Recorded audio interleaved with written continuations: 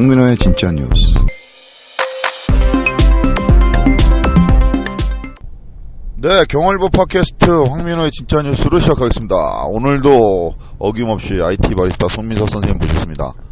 무더운데 잘 지내셨죠? 네, 안녕하세요. 송민섭입니다. 네. 아, 요즘 뭐 완전 여름입니다. 날씨는 뭐 여름 날씨인데, 맞아요. 예, 이렇게 더워갖고 큰일이에요. 이제 6월 이제 시작인데 벌써 이렇게 더워서 7, 8월이 지금부터 걱정입니다. 그러게 말이에요. 40도 넘어갈 것 같아요. 기록을 또 세우지 않을까 예상해보는 또 계절이 되어 왔습니다. 이번 주는 또 어떤 소식 기다리고 있을까요? 네, 오늘 또 세 가지 IT 소식 준비했는데요. 예. 최근에 드론을 사용하는 사람들이 많이 늘어나고 있습니다. 네, 드론 학교도 많이 늘어났더라고요, 보니까. 그렇죠. 생활의 편의를 돕는 드론이 이제 많이 나왔는데요. 네. 뿐 아니라 테러용으로 사용되는 경우도 많다고 합니다. 아, 이게 인간한테 유익한 게 아니라 해악을 끼치는 용도로도 사용될 수 있다. 명이 있으면 암이 있는 것처럼 맞아요. 테러용 예. 사용되는 경우도 있는데, 최근 우리나라에서 테러용 드론을 방어할 수 있는 그런 새로운 기술이 개발되었다고 해서 소식을 좀 전해. 두 번째 소식. 아, 예, 두 번째 소식이죠. 예, 죄송합니다. 두 번째 소식은 아닙니다. 두 번째 소식은 최근에 한 쇼핑몰에 사용자가 올린 리뷰 이미지를 쇼핑몰에서 이제 사용자의 동의 없이 마케팅 이제 활용한 사례가 있습니다. 아, 그래요? 그래서 사용자는 그래서 사용자는 이 사진을 가지고 저작권 침해로 소송을 한 사례가 있는데, 이렇게 2심까지 진행이 됐더라고요. 어떻게 그래요? 결론이 났는지 좀 소개를 해드리도록 이런 일이 하겠고요. 많으니까 청취자 여러분도 관심 있게 좀 들어주셨으면 좋을 것 같네요. 이 내용은. 네, 그리고 오늘 마지막 소식은 구글에서 만든 웹브라우저 크롬에 대한 소식인데요. 네. 크롬이 사실 우리나라에서는 좀 적지만 그래도 세계적으로 가장 많이 사용하는 브라우저거든요.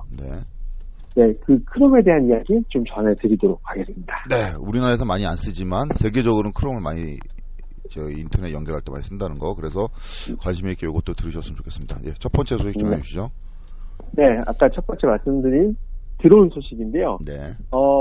드론을 방지할 수 있는 기술을 안티 드론이라고 합니다. 네네, 안티 드론. 사실 드론이 생활 깊숙이 들어와 있거든요. 아까 말씀하신 것처럼 드론을 이용해서 단순히 이제 레저로 즐길 수도 있지만 레이싱 경기를 하는 분들도 계시고요. 네.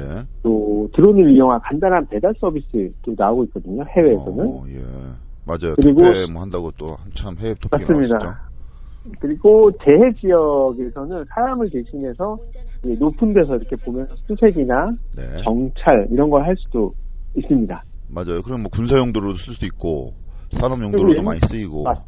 그렇죠. 그리고 옛날 같은 경우 이제 건축물이 다 지어질 때쯤 높은 데서 사진을 찍으려면 헬기 띄워야 됐거든요. 아, 그래서 비용이 많이 들어서 공중 촬영은 거의 엄두를 못 냈죠, 많이.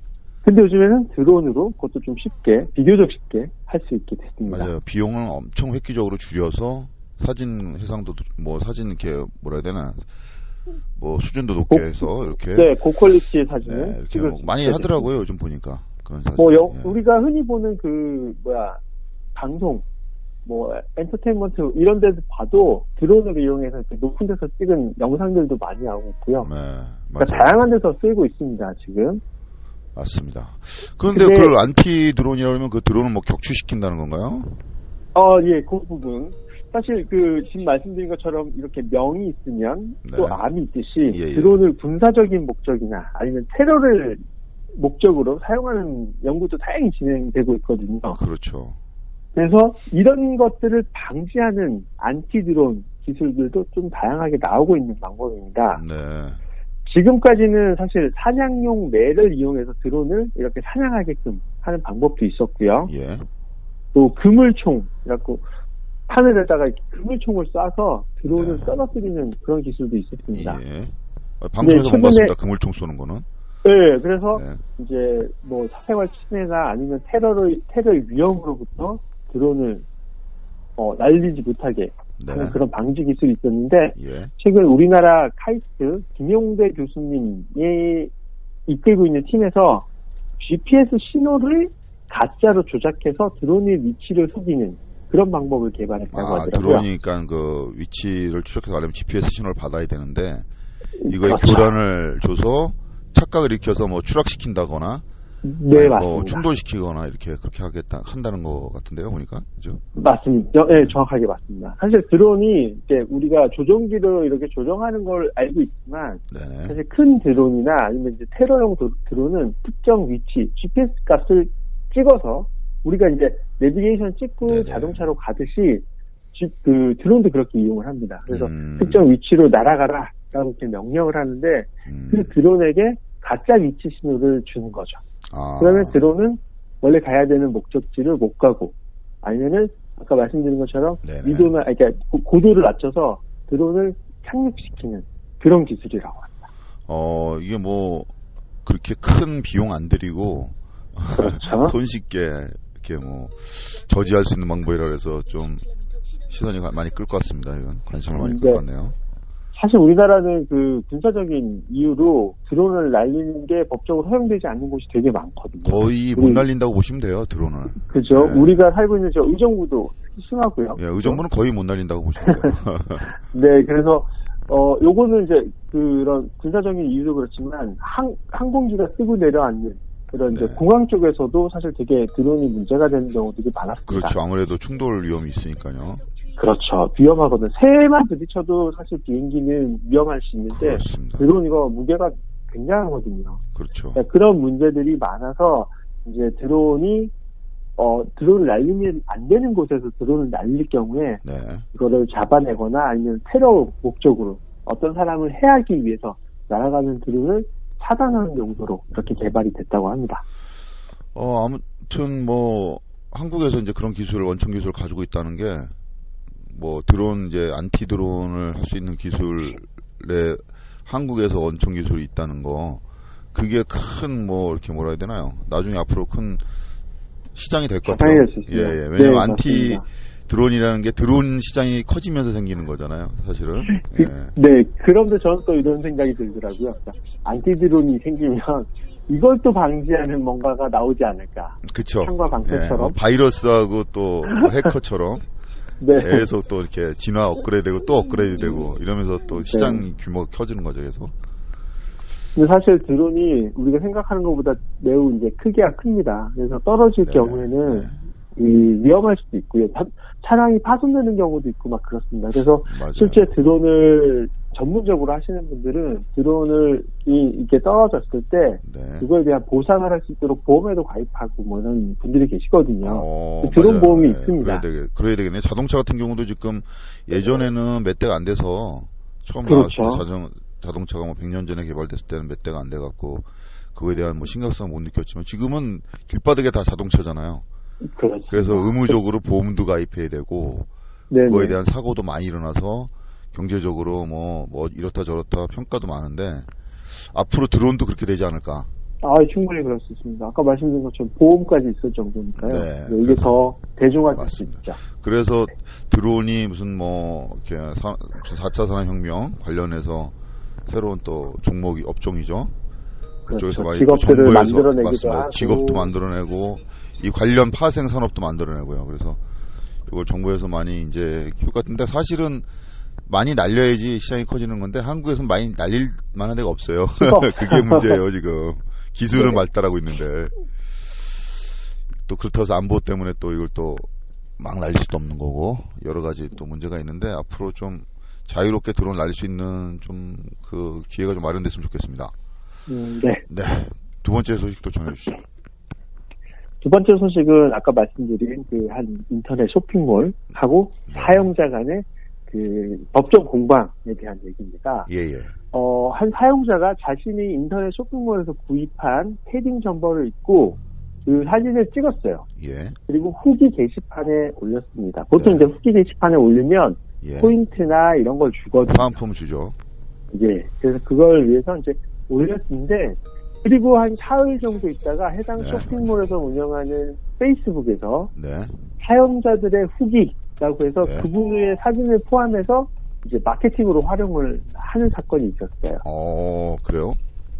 그러니까 후기로 사진을 자기 사진 올렸는데 그거를 이제 이렇게 뭐 상품평이 좋습니다. 소비자들이 만족합니다. 그걸 모델로 해서 캡처를 떠서 그걸 사용했다는 거네요. 맞습니다. 근데 이제 이 사용자 입장에서는 자신의 사진을 무단으로 이용을 했고, 네. 또 쇼핑몰이 이제 규정을 봤더니, 이용을 할 수는 있지만 사전에 이제 사용자한테 통보를 해야 된다. 예. 근데 그거를 지키지 않았으니 위자료를 청구한다. 네. 이렇게 이제 소송을 걸었거든요. 충분히 그렇게 소송 걸만 하겠는데요. 자기 사진을 썼으니까. 그러면서 이제 그 변호사하고 이제 협의한 내용이겠죠. 그래서 네. 자신의 저작권 그리고 자신의 이제 얼굴이나 이제 신체가 드러나는 초상권을 침해했고, 또 자기가 이렇게 사진 찍으면서 보통 자기 방에서 찍잖아요. 네.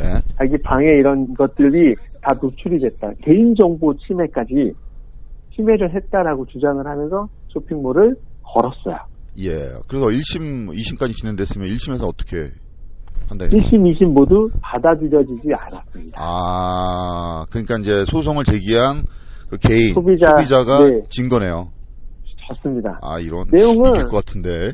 그러니까요. 예. 저도 사실 그 해당 사진, 그러니까 이제 법적으로 이제 해석한 내용은 이렇습니다.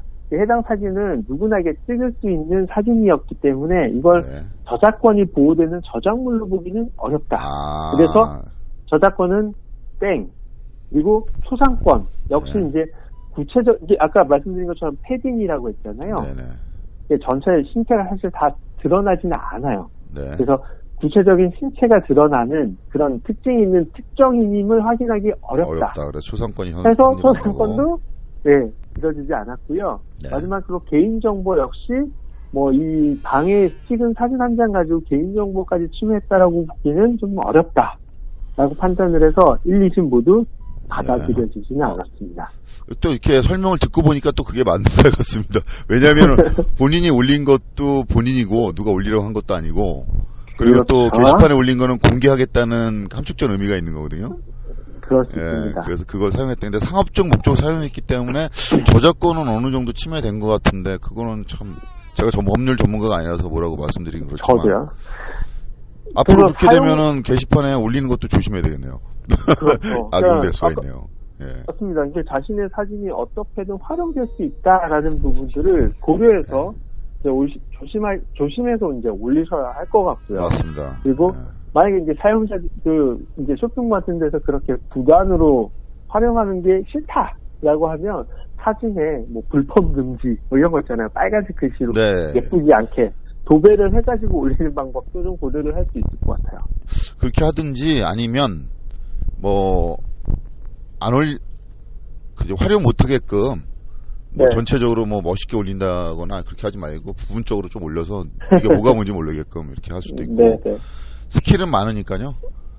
저도 사실 개인적으로는 판결에 아쉬운 부분들이 좀 있긴 하더라고요. 맞습니다. 그거는 저작권 보호를 안 해주면, 그러니까 소비자 입장에서 좀 억울한 부분이 있지 않나 이런 생각이. 상업적인 목적으로 누군가 나를 위해서 돈을 벌었는데 그거는 나에게 이익이 안 들어온다 그러면 약간 좀 그렇네요. 일반 소비자 입장에서. 앞으로 올리실 때 좀 조심하셔야 될 것 같습니다. 그래도 어쨌든 간에 사법부의 판단 존중해야 되니까. 뭐 그렇다는 얘기입니다. 세 번째 소식 또 전해주시죠. 오늘 마지막 소식은 인터넷 브라우저 크롬 소식인데요. 크롬. 사실 그 인터넷 브라우저라고 하는 프로그램은 이제 뭐 컴퓨터나 아니면 스마트폰에서 홈페이지로 접속하기 위한 프로그램입니다. 그렇죠. 인터넷을 연결하려면 무조건 클릭해 들어가야 되죠. 그죠. 주로 이제 우리나라에서 인터넷 익스플로러 파란색 E 모양의 아이콘을 인터넷 익스플로러를 가장 많이 쓰시는데요. 최근 전 세계적으로 이제 가장 많이 쓰는 브라우저는 크롬이 됐어요. 구글 때문에 그런 거죠?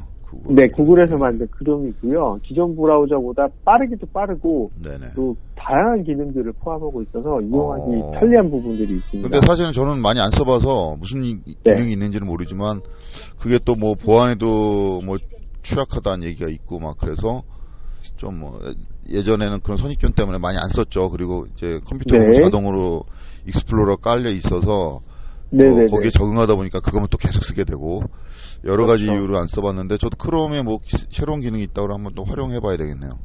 그 익스플로러는 사실 지금 거의 업데이트가 잘 안 되고 있어요. 근데 크롬은 아주 자주 업데이트가 되거든요. 만약 문제가 생긴다, 아니면 보안에 문제가 생겼다 하면 이제 구글에서 발빠르게 업데이트를 하기 때문에 빠르게 업데이트가 되는 게 있고, 또 다양한 추가 프로그램을 통해서 기능을 확장할 수 있는데 그 중에 제일 핵심이 되는 게 광고를 차단하는 그런 기능이 있습니다. 플러그인이라고 그래갖고 그 관련된 계속 깔면은 광고도 차단해요. 네, 맞습니다. 네.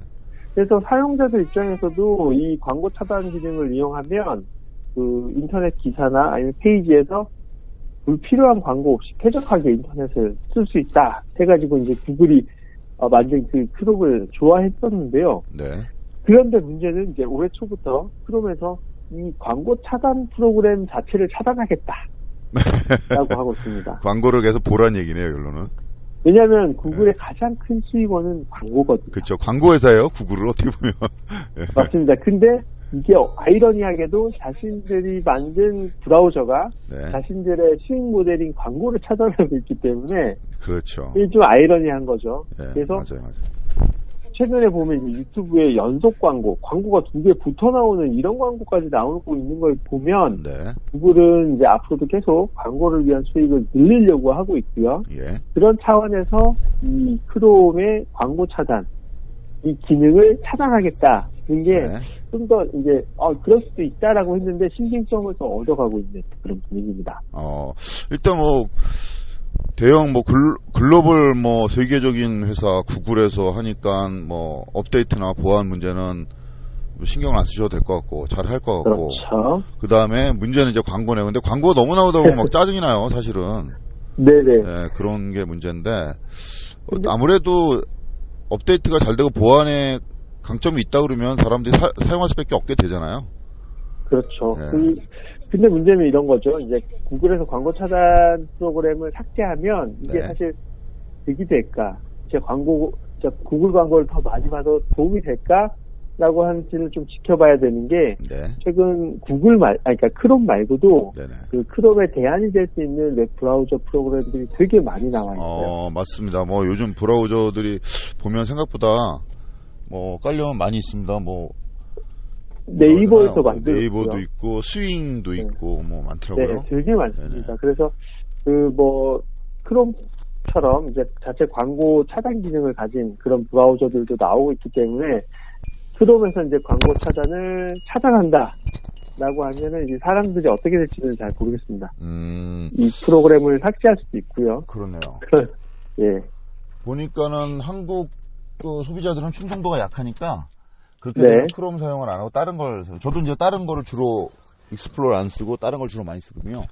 네네. 그래서 한국 같은 경우는 삭제 확률이 높고 외국 같은 경우에는 충성도들이 이제 구글에 대한 충성도들이 있으니까 계속 사용하지 않을까 제 개인적인 생각을 한번 해봤습니다. 그래서 가평 사실은 이제 좀 운전하면서 통화하는데 지금 가평에 왔어요. 도착하셨어요? 그래서 가평 여기 좋네요. 내리니까 시골에 왔는데. 말씀해 주시죠. 제 개인적인 얘기였네요. 아닙니다. 그 크롬 부분은 사실 좀 더 지켜봐야 될 것 같아요. 그러니까 사용자들의 반발이 너무 커지면 사실 구글에서도 이렇게 하기 힘들 수도 있거든요. 힘들죠. 네. 그래서 좀 더 지켜보고. 맞습니다. 소비자 이기는 회사가 없습니다. 아무리 세계적인 기업이라고 해도 많은 그 소비자나 유저들이 불만을 제기하고 막 이렇게 항의를 하게 되면 거기에 갈 수밖에 없어요. 또 온라인이란 특성이 또 그럴 수밖에 없는 또 상황이고요. 바로 반응이 바로 피드백이 바로 되잖아요, 업체로. 고맙습니다. 오늘 여기까지 해야 되겠네요. 우리 저기 송민섭 IT 바리스타하고 같이 가평에 와서 녹음했으면 좋았을 텐데 저 혼자 와서 미안하고요. 또 바쁜 와중에도 이렇게 통화 항상 이렇게 연결해줘서 고맙고 건강 유념하시고 다음 주에 또 뵙겠습니다. 네, 더운데 날씨 더운데 건강 조심하시고요. 다음 주에 뵙겠습니다. 애청자 여러분들도 날씨 무더운데 건강 유념하시고 다음 주에 또 만나 뵙겠습니다. 지금까지 IT 바리스타 송민섭 선생님이었습니다. 고맙습니다. 고맙습니다.